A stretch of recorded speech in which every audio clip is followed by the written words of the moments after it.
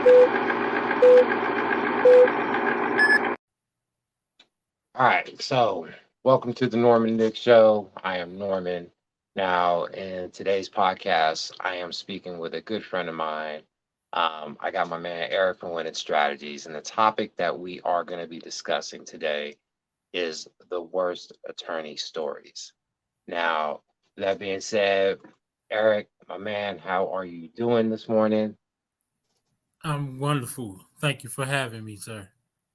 So what I wanted to do is I want to try to get my feet wet as far as coming back onto the platform because I'm remonetizing now that it's October, and I'm gonna be able to now start the second channel and focus just on fathers' rights, and then on the other channel of crimes and interrogation, so I can actually separate it instead of blending everything. And with that being said, I brought you on today to talk about worst attorney experiences. So with that being said, can you give us a little bit of background about yourself and what you do with winning strategies? Background about myself. I am the founder, executive director for Winning Strategies, Fatherhood, the Courts and Custody.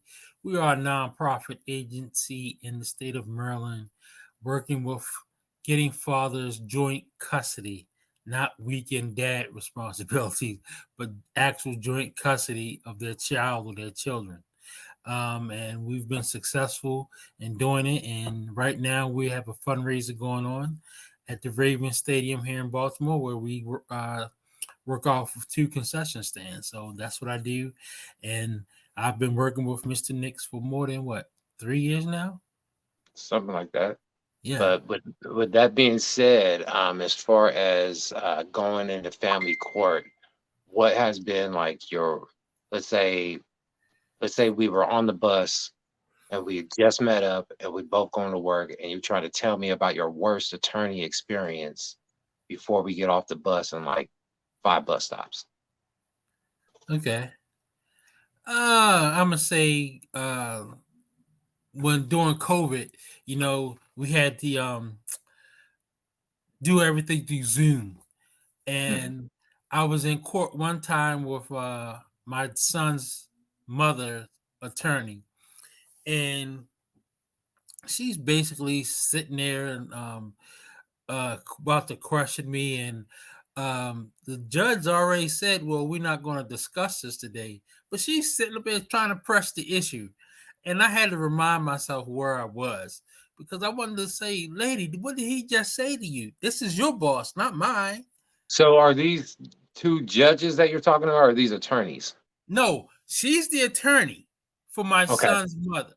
Okay. Okay, and she's The giving you judge, backlash because she isn't treating you seriously as being pro se, right? um, so I'm like, the judge said we're going to postpone it and I'm gonna give you another date. But no, she's still trying to press the issue. Now that's only one situation with her. The second time, they were having us um, send information that we had back and forth to each other and um, have discussion because me as a pro se dad, I have rights of the as the attorney.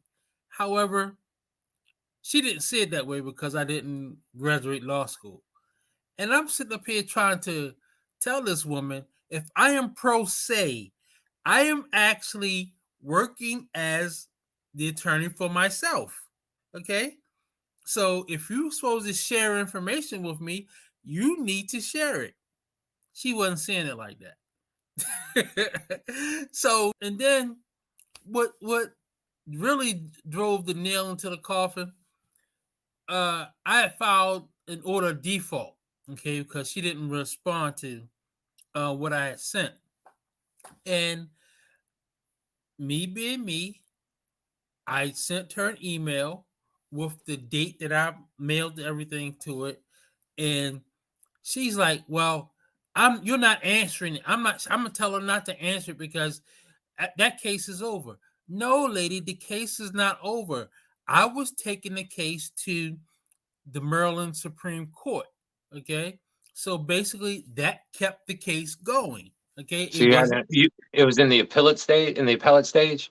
exactly. Okay. So it kept it afloat. So it was still in reference. Yeah, I know exactly what you're saying. Yeah. So she was trying to use the excuse of a lack of communication and your ignorance, her perceived notion of your ignorance of family court being pro se, and try to use it against you in so many Yeah. words. Yeah. Gotcha. Yeah. So So go ahead. yeah. So come to find out, I did a little work. Have had a friend of mine did do some work on it. Come to find out, she has a less than glorious background, even with her husband. So Is her husband an attorney too, or no, he's just substance abuser. Uh, is it somebody that you had me do a background check on? Oh, okay. Okay, that's probably why. Yeah, it sounds like something I do.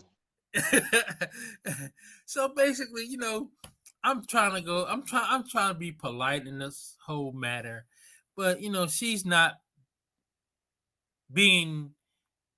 She's not giving me that same response, that same respect. Okay, she's just playing me for a knucklehead. Mhm. So I go to. I had to actually go down to the courthouse and say I'm going to. I need to file a grievance against her. Okay, because she's not supposed to be treating me this way. Okay, she's So when basically when you file an grievance in Maryland, because I know in every state it's different for family court as far as rules and stuff. So is that kind of like a order of protection, or is that like a complaint for her being in contempt? complaint. For her A being in complaint. contempt of the court order. Right, Okay, okay, because the lingo is different, state to state. But go ahead. right. So I just followed that. Just try to put all my ducks in a row before I really, really try to go basically back at her. I didn't want to do it as the notion of me being facetious or me being antagonistic. Okay. Hmm. So I try to be as polite as possible with her. Okay. But sometimes you can't be polite with attorneys or lawyers for that matter. Um, and she was that. She was that person. She was dragging it out of me. Okay. Now, Now, as far as now, does your wife still, or your ex, does she still use this attorney, or is this attorney gone now? oh no, she still uses it because she know I'm still around coming back after. Okay. That's crazy. So as far as like right now, without and you don't have to divulge your family court case, but where is it standing right now? Do you have any up and coming court dates coming up, or is everything kind of just where it should be settling right now until a modification can be done when it's time? This is that now. See, it's amazing you say that. I had to go back down there and refile, okay, to get another summons because they said I didn't turn it in. The first the right, okay. I'm like Did you have your stamp copy? the person who I had served had her do the service. She Mhm. had it, and I had to show them, okay. But But so you had like your four copy, your original and your three copies, and you gave your copy to the process server. Okay, got it. okay, so basically they said now they're saying, "Oh, we can't find it in the file." I'm like, And it always the case. That always that, and that always that. It was Sally, but she just got fired. Last Tuesday. She moved to yeah. It's like, come on now. so But so yeah, so basically, so were you able to get with the process server and get a copy, like an email copy of everything that he did, including like the paperwork? Wow. At least not on time, anyway. right, Gotcha. right. Because So because they're going to send it to you, but it's a question is if to bring it to court because you think the court has it all. right, That's crazy. that they probably call me. They probably have that big black man syndrome. I'm sorry to say, because I'm what 6'2", no 6'1", and 250. Okay, Hmm. so I don't want them to think I'm being The Um, angry black man. thank you very much for saying it. But Yeah. see, this is how I'll figure I'll get around her attorney. The order that the judge pulled that the judge made, okay, he made me a weekend dad. Okay. By making me a weekend dad, that means I can still go to her house, have the police go there and say, well, here's my order. I'm supposed to have my son on the weekends. She's keeping my son from me. Now let's see what the attorney is going to say. Well, if the court order says that you're supposed to have every weekend and she's not allowing visitations, unless there's a mental health issue or a medical issue, there's no legal balance for her to be in contempt in that fashion because she's basically telling the judge, defying the judge's order. So if you put, Right. you already know I'm not an attorney, but when this happened similar to me, I just kind of put the ball in her court and was like, well, Your Honor, it seems like a slap in the face to the prior judge if she isn't going to honor what it said. And she thinks just because a new judge is on the case, she can do whatever she wants. But see, this is what I've also been doing. I've also been texting her, Mhm. asking, "Can I see my son?" Okay. Um, and I even had a coworker of mine call her number, and she answered. Okay, it was a different number. Okay, this is my son's mother.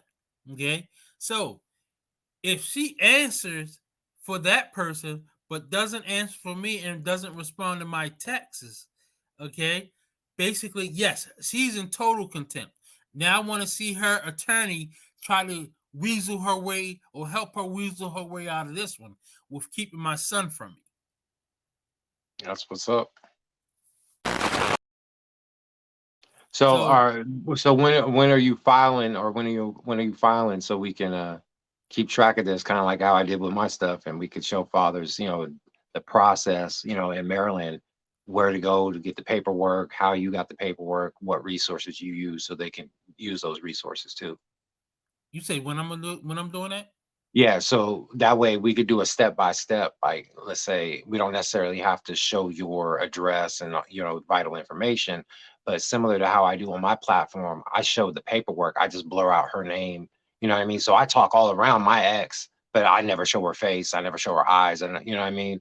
None of that Right. stuff. So she's mad as fudge over everything.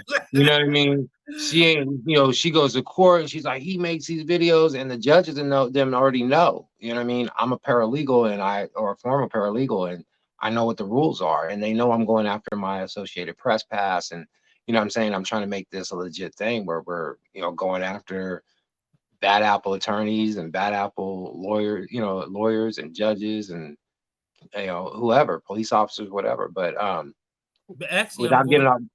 off, go ahead. I actually to go back to what your question, when I'm going to do that after we finish. Okay. Well, what we'll do is when you get that paperwork, I'll go over some B-roll footage that you can do, similar to how when we were down there in Maryland before and we did some recordings. Right. Remember how it's like doing the recordings? If you can get, the wife to walk with you or whatever, and film you or whatever while you're, not necessarily talking, but just showing you going up the steps, to the courthouse, because you can't record inside, and then catching you coming out of the courthouse with the paperwork. And then when you walk up to the camera, you can go ahead and just walk up and present the paperwork. And if it's not a windy day, you can even explain, because it's fresh in your head, explain what it is, and then use that as a guide later on. If, let's say, the wind is blowing and you're walking and talking, you could use that as a guide to sit down and then re-record what you said coming out of the courthouse, explaining what the paperwork is. That way it's in your words. And then I could take that recording and then layer it, put it on, and then, resubmit it to you so you can use it on your platform. Yeah. So people, not people. I mean, no, I'm gonna say people because I don't want to be totally sexist. Mhm. Um, mothers and fathers can use this when they have custody issues. When here in Maryland they say, well, I think it's every state, the best interest of the child. Okay, everybody needs to be working in the best interest of the child. However, we know that's not done. Okay. So basically, that suggestion that you just gave me, okay, to walk, get the paperwork, show what it needs to be done, and show how you can file it is a good idea. Now, this is what I do with my dads when they do their paperwork. Well, Okay. see, what this is going to allow you to do is save you time from talking so much and free up your time. And you can say, go on my channel and look at the video. How do I file for paperwork in Maryland? I show you step by step. We did a tutorial on it, blah, blah, blah. Matter of fact, I'm going to combine all these videos. I think I'm going to put out a Maryland ebook. You know what I mean? That way you guys can just pay me $50 to just go through everything, or whatever it is, and go through everything that has to do with Maryland as far as local fathers. And if you have questions, you can just call me and we can do a Zoom call, which is part of the package deal. Pay $50 for my knowledge that I put on this platform for you.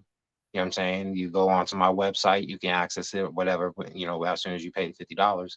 And then as soon as they access it, they can also get your phone number in the video so they can do a call to you on your, 1-800 number or whatever you have in studio as your second number. Right. Thank you. With that being said, Mr. Nix or Darth. Uh, Not for the time period though. I'm not even worrying about that.